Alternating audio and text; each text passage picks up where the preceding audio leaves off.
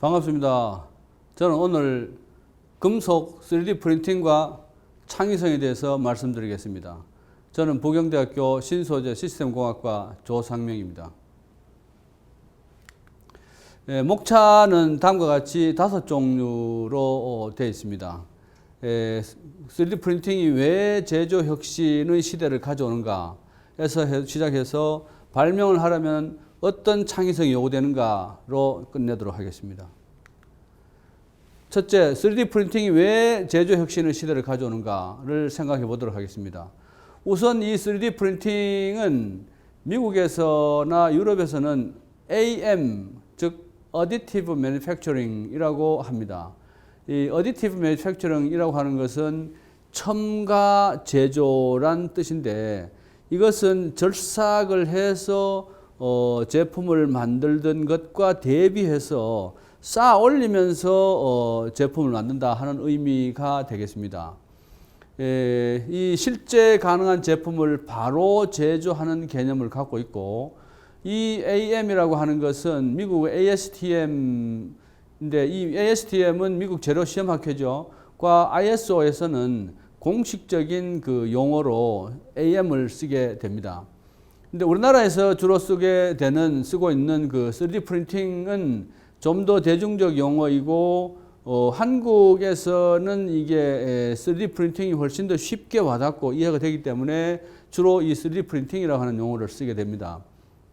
근데 이것이 왜 제조 혁신의 시대를 가져오게 하는가 하는 것을 잠깐 말씀드리자면은, 지금 현재 인터넷이 이제 아주 일반적으로 가능하게 됐고, 그 다음에 디지털 제어가 아주 쉽게 이루어져 있습니다.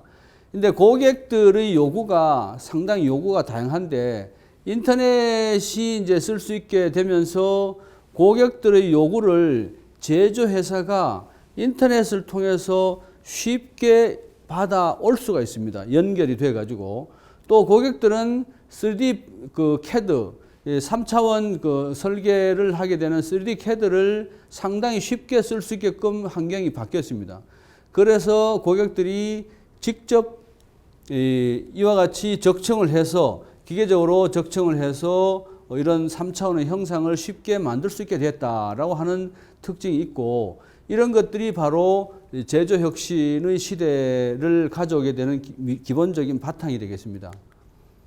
그럼 사회적으로 3D 프린팅의 시대는 왜 올 수밖에 없느냐 하는 것을 잠깐 보는데, 이것은 이제 하나의 그 기술적인 내용이 됩니다만은, 이것은 3D 프린팅을 이제 하는 장치 중에서도 가장 초보적이고 일반적인 장치입니다. 우리가 옛날에, 지금도 현재 씁니다만은 잉크젯 프린터나 레저 프린터를 보면은 2차원의 평면에다가, 즉 종이라고 하는 2차원 평면에다가 글씨도 쓰고 사진도 이렇게 프린팅을 해서 많이 쓰게 됩니다. 그것은 2차원 프린팅이죠. 근데 거기다가 Z축을 갖다 붙여가지고 3차원으로 쌓아 올리는 프린팅을 상당히 쉽게 하게 되었습니다. 그것이 이런 장치가 싸게 만들어질 수 있는 이제 배경이 되고, 또 3D CAD도 상당히 쉽게 쓸 수 있게 됐다라고 하는 기술적 바탕이 있습니다. 근데 그 사회적으로 본다라면은 개성과 개인 소비의 시대가 와 있습니다. 잘 아시다시피 특별한 개인을 지향하는 이런 특징이 엄청나게 많이 나타나 있죠. 그래서 소비와 유행이 다양하게 되어 있습니다. 남들하고 같은 것은 싫다, 자기만 특별하고 싶다라고 하는 이 욕구가 상당히 강하기 때문에 개인의 취향이 다양해졌고 소비의 모양이 다양해졌고, 그렇게 다양해졌다라고 하는 특징이 있습니다. 그래서 소량 다품종의 시대가 되었다라고 볼 수 있고, 이것이 하나의 예 중에서 옷도 있습니다만, 신발이나 옷도 있습니다만은, 자동차 모델을 보면은 이 모델의 숫자가 폭발적으로 증가하고 있고, 근데 그럼에도 불구하고 자기가 자동차를 사서 어떤 사람들은 이 튜닝을 하는 사람들이 많아집니다. 이 자동차 튜닝하는 인구가 전 세계적으로 계속 늘어나고 있습니다. 그것은 바로 내만 특별한 자동차를 타고 싶다라고 하는 이 욕구가 강하기 때문에 그렇게 되어 있습니다. 또 하나는 대규모 플랜트가 증가하고 있는 특징이 나타나는데, 이것은 에너지 플랜트도 점점 대규모로 돼서 많아지고 있고 전 세계적으로 심지어는 인도나 아프리카 같은 데도 에너지 플랜트가 계속 늘어나게 돼 있고 그 다음에 석유화학 플랜트 같은 것도 계속 늘어나고 있고 또 해양 플랜트도 계속 늘어나고 있고 이런 대규모의 이 플랜트 하나가 1조 원, 10조 원 되는 이런 거대한 플랜트들이 계속 늘어나고 있고 이런 플랜트들은 수명이 50년, 60년씩 하게 됩니다. 근데 이 플랜트들은 똑같은 거를 수십 개, 수백 개 만들지 않습니다. 그런 의미에서 이 플랜트에 들어가는 부품이나 기자재 같은 것들은 상당히 종류가 많아지고 또 수명이 길기 때문에 스페어 파트, 교체품을 계속해서 교체를 해야 되는데 그런 의미에서 이 그 부품들을 보면은 고가이고 그 다음에 종류도 다양하고 교체품도 계속해서 필요하고 하는 것 때문에 3D 프린팅의 시대가 오면 실제로 그 교체품들을 상당히 싸게 쉽게 구할 수 있다라고 하는 그런 시대가 됩니다. 그래서 결과적으로는 3D 프린팅 시대가 반드시 오게 돼 있고 그것이 우리 사회를 혁신적으로 바꾸게 된다라고 하는 것을 생각할 수 있겠습니다. 그 다음에 3D 프린팅은 플라스틱 3D 프린팅하고 금속 3D 프린팅으로 크게 나눌 수가 있는데 우선 플라스틱의 경우에는 여기 보시다시피 필라멘트가 있습니다. 이 다양한 색깔의 필라멘트를 녹여서 3차원으로 이렇게 쌓아 올려서 이런 피규어들을 만들어낼 수가 있죠.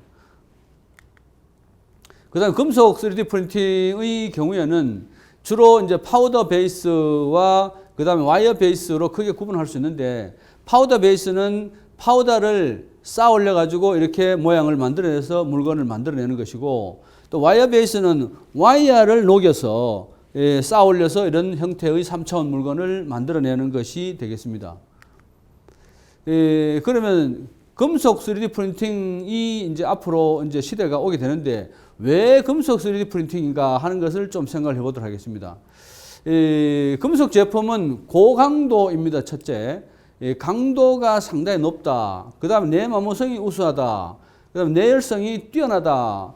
그 다음에 우수한 내부식성을 갖고 있다라고 하는 특징이 있고 특히 금속의 경우에 가장 특징적인 것은 터프니스, 인성이 좋다 하는 것인데 이 인성은 질긴 성질을 말하고 잘 깨지지 않고 잘 파괴되지 않는 성질을 얘기합니다. 그것이 금속의 시대가 좀 더 일반화되고 금속 3D 프린팅이 좀 더 일반화되는 가장 바탕, 배경이라고 볼 수 있겠습니다. 물론 이제 가공성이 용이하고 그다음 친환경성이다 하는 것도 있는데 최근에 이제 다양한 화학 제품에서부터 에미션이 많이 이루어지고 있고 또 화재가 나면 불도 많이 타고 하는데 금속의 경우에 에미션도 없고 화재도 아주 강하고 하는 면에서 금속이 상당히 친환경성이다라고 하는 것을 생각할 수 있습니다.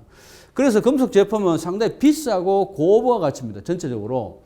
그런 의미에서 금속 제품은 플라스틱의 3D 프린팅 제품보다는 가격이 10배 내지 100배 정도 가격이 비쌉니다. 그래서 결과적으로 시장 가치가 매우 큽니다. 이 시장 가치가 커지다 보니까 고용 창출을 크게 할 수 있다라고 하는 특징이 있습니다. 그래서 앞으로 금속이 시장도 커지게 되고 고용 창출도 크게 할 수 있으니까 금속이 주도적으로 3D 프린팅 시대를 당겨오고 또 맞이하게 될 것이다 라고 볼 수 있습니다. 그럼 금속 3D 프린팅에는 종류가 어떤 것이 있는가를 잠깐 보도록 하겠습니다. 우선 SLS라고 하는 종류가 있는데 이 SLS는 Selective Laser Sintering 이라고 하는 방식인데 파우더를 써서 금속을 이렇게 깔아놓고 선택적으로 레이저를 이렇게 뿜어서 쪼여서 그 부분만 녹여서 형상을 만들어가면서 쌓아 올라가는 것입니다. 가장 초기에 만들어졌고 이 셀렉티브 레이저 센터링 덕분에 3D 프린팅이 상당히 금속 쪽에 적용이 잘 됐고 많이 일반화됐습니다. 그러나 이것은 생산성이 워낙 낮고 파우더 가격이 상당히 비쌉니다. 그래서 이 좋은 방식임에도 불구하고 세상에 그렇게 널리 많이 적용되고 있지는 않습니다. 그러나 이것은 금속 파우더를 직접 쌓아 올리는 부분에 파우더를 직접 뿜어가면서 이 부분에 레이저를 직접 쪼여서 이렇게 적정해 올리는 방법입니다.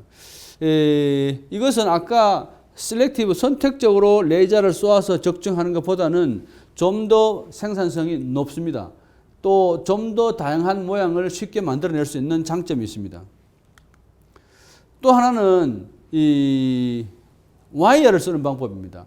와이어를 쌓아 올릴 부분에다가 직접 갖다 송급을 하면서 여기서는 전자빔을 이렇게 쏴서 와이어를 녹여서 적정을 합니다만은 이 경우는 이 전자빔 또는 레이저빔을 써서 쌓아 올릴 수도 있습니다. 이렇게 쌓아 올려 가지고 적정을 하게 됩니다. 이제 그렇게 되면은 이와 같이 층이 이렇게 보입니다. 이제 그 하나의 비드라고 하는데 이 용접 비드가 형성되면서 비드가 쌓아 올려집니다. 이제 그러다 보니까 옆에 그 결무늬가 이렇게 요철이 생깁니다. 요철이 생기는데 그 요철 있는 부분을 사실은 나중에 다시 절삭 가공해서 깎아내야 됩니다. 그런 면에서 파우더보다는 추가의 절삭 가공이 필요하다라고 하는 면에서는 다소 불리하지만 파우더보다는 생산성이 월등히 높고 또 소재의 가격이 파우더는 비싼데 와이어는 싸기 때문에 그런 면에서는 이쪽이 유리하지 않냐라고 해서 최근에는 금속 3D 프린팅이 이쪽으로 상당히 옮겨가는 경향을 갖고 있습니다. 근데 이쪽의 와이어의 경우에는 여기서는 와이어를 송급해 주면 거기에 에너지를 쏴서 용접하게 되지만 쌓아 올리지만 이쪽에서는 와이어에서 직접 아크를 일으켜 가지고 용접하듯이 쌓아 올리는 겁니다. 이렇게 용접하듯이 반복적으로 쌓아 올리는 것을 그렇게 해서 3차원으로 이렇게 만들어 쌓아 올려 가지고 용접하는 방법입니다. 이것의 경우에는 파워 소스가 용접 파워 소스를 그대로 쓰게 됩니다. 이 그림은 부경대학교의 저희들 연구실에서 직접 컨벤셔널 티그 용접을 가지고 쌓아 올린 방법입니다. 근데 이 컨벤셔널 티그라고 하는 것은 종래에서부터 쓰던 이 티그 용접, 즉 통센 이너트 가스 용접이라고 하는 것을 쓰는데 통센 전극을 써서 아크를 직접 일으켜 가지고 거기에다가 와이어를 집어넣어서 와이어가 녹아서 계속 쌓아 올라가지도록 하는 방법입니다. 이 그림을 보시면은 아래쪽은 노란색이고 위쪽도 노란색이고 중간에가 이제 흰색인데 이 노란색이 있는 부분들은 알루미늄 청동으로 쌓아 올린 것이고 중간에 있는 이 부분은 스테인리스 스틸 316L 가지고 쌓아 올려서 이렇게 만들어 올린 겁니다. 아시다시피 금속 3D 프린팅의 경우에는 다양한 금속 재료를 교대로 이렇게 쌓아 올려서 적층을 함으로써 이종 재료를 가지고 부품과 제품을 만들 수 있다 하는 특징이 있습니다. 근데 이종 재료를 쓴다고 하는 것은 이 금속의 특징을 잘 살려서 그 위치에 맞는, 예를 들어서 표면에서 색깔이 아름다워야 된다라면은 표면에 알루미늄 브론즈를 가지고 쌓아서 색깔을 만들고 그 내부에 온도가 많이 올라간다 그러면은 내열성이 좋은 스테인리스를 쓴다든가 니켈 합금을 쓴다든가 해서 만들 수도 있고 이렇게 다양한 형태로 부품의 위치와 형상에 따라서 소재를 선택해서 쌓아 올려서 이종 재료를 가지고 제품을 만들어낼 수 있다 하는 중요한 장점이 되겠습니다. 이것은 이제 마찬가지로 컨벤셔널 티그 용접을 가지고 우리 연구실에서 직접 대학원생들이 쌓아 올려서 만든 제품인데 밑에는 이 80층을 316L로 쌓았고 중간에 알브론즈를 가지고 쌓았고 마지막에 또 서스를 가지고 316L 가지고 쌓아 올렸던 것입니다. 이제 이렇게 해서 여기를 표면을 가공을 해서 실제 제품을 만들 수 있는 것이 되겠습니다. 물론 이제 그렇게 쌓아 올릴 때 결함이 하나도 없이 완벽하게 쌓아 올리는 것이 상당히 중요하겠습니다. 이제 그런 의미에서 이제 프로세스를 어떻게 안정적으로 가져갈 것이냐 하는 것이 상당히 중요한 앞으로 해야 될 일들 중에 하나겠습니다. 이것은 이 동영상은 저희들 연구실에서 슈퍼티그 용접이라고 하는 새로운 용접을 발명해 가지고 특허를 낸 것인데 이 슈퍼티그 용접을 가지고 직접 금속을 판 위에 쌓아 올라가는 것을 동영상으로 찍은 것입니다. 이 슈퍼티그 용접은 통센 전극 가지고 중간에 아크를 만들어 놓는데 이 아크에다가 기존의 컨벤셔널 티그 같은 경우에는 이런 동그란 와이어를 둥근 와이어를 집어였는데 그거 대신에 C형으로 된 스트립을 아크에다가 집어넣어 주면은 아크열을 상당히 잘 받아서 높은 생산성을 가지고 용착을 시킬 수 있다라고 하는 특징이 있습니다. 예, 그 용착하는 속도, 즉 생산성으로 본다라면은 기존 티그 용접이나 전자빔 가지고 와이어를 쓰는 방법이나 레저빔 가지고 와이어를 써서 하는 방법보다도 생산성이 현저히 높습니다. 기존 티그, 컨벤셔널 티그하고 비교해 본다라면은 대략 5배 내지 15배 정도의 생산성을 갖고 있고, 전자빔에다가 와이어를 쓰게 되는 그러한 경우의 생산성보다는 한 3배 내지 5배 정도, 6배 정도의 생산성을 갖고 있습니다. 근데 이것은 저희들 똑같이 슈퍼티그 용접을 써서 파이프 안에다가 직접 이제 용접을 해서 쌓아 올리는 것입니다. 이쪽에서 들어가는 이제 용가제가 둥근 와이어가 아니고 C형의 스트립으로 해서 집어넣었습니다. 이제 그렇게 해서 이제 이렇게 쌓아 올리는 것이고, 이쪽도 마찬가지로 생산성이 기존 그 티그 용접의 5배 내지 15배 정도의 생산성을 가지고 직접 쌓는 것이 되겠습니다. 이와 같은 발명을 저희들이 해서 이제 또 다른 파급 효과를 이제 기대하고 있고, 일부 벌써 이제 파급 효과가 나타나고 있는데, 지금 그런 발명을 하려면은 어떤 창의성이 요구되느냐. 창의성을 갖고 있어야 새로운 발명이 이루어지는데, 근데 그것을 위해서 이제 한번 생각을 해본 겁니다. 이제 우선 3D 프린팅의 관점에서 본다라면은 다양한 금속 종류, 예를 들어 티타늄, 니켈, 알루미늄, 카파, 스틸과 같은 다양한 금속 종류의 3D 프린팅이 이루어지고, 또 거기에 들어가는 소재의 종류도 분말과 와이어와 저희들 것처럼 이제 스트립 같은 이런 소재 종류가 필요하고, 또 제품의 목적도 아주 다양합니다. 목적이 순수하게 이제 예술적으로 그냥 보려고 하는 것도 있지만, 바닷물에서 사용하려고 하는 것도 있고, 뜨거운 그 제트 엔진이나 가스터빈 같은 엔진의 부품으로 쓰일 수도 있고, 목적이 다양합니다. 그죠? 그 다음에 이제 형상도 아주 다양하게 되고, 이러한 다양한 목적에 맞는 창의성이 요구된다. 즉, 고온의 환경에서 쓸 것 같으면 고온에 맞는 창의성이 요구되고, 또 예술적 형상으로서 색깔을 아름답게 내는 것이 필요한 목적이라 그러면 거기에 맞는 창의성이 요구된다는 거죠. 그런 의미에서 목적에 맞는 창의성이 요구되는데, 그럼 이 목적이 사실상은 창의성의 기본이라는 것이죠. 이제 그 목적이 어떤 목적이 되느냐 하면 숭고한 목적이 된다. 좋은 목적이 된다는 거죠. 그 좋은 목적을 갖고 있으면 창의성은 나온다는 겁니다. 그런 의미에서 이 창의성의 밑바탕이 되는 목적인데, 더 중요한데, 이 목적을, 숭고한 좋은 목적을 확립하고 가지려고 그러면 어떻게 해야 되느냐. 그 밑바탕은, 좀 더 밑바탕은 마음이라는 겁니다. 즉, 어여삐 여기는 마음이 있어야 되고, 사랑하는 마음이 있어야 되고, 또 아끼는 마음이 있어야 되고, 함께 잘 되기를 바라는 마음을 가지고 있어야 숭고한 좋은 목적을 만들어낼 수 있고, 이 좋은 목적이 확립되어 있으면 새로운 아이디어와 창의성은 발휘될 수 있다라고 하는 것으로 오늘의 강의를 맺도록 하겠습니다. 이상입니다.